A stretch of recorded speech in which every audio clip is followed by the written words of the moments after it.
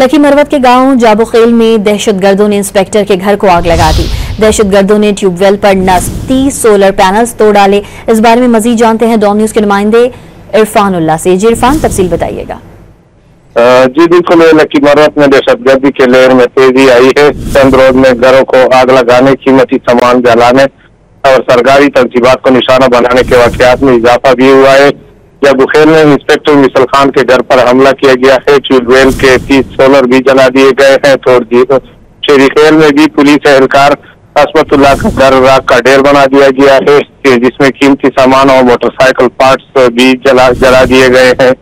इसी तरह बाना मंडी वाले में रात को गैस लाइन असेंबली धमाके से तबाह कर दी गई है। मकामी पुलिस बरवक्त इत्तला के बावजूद भी हरकत में अभी तक नहीं आई।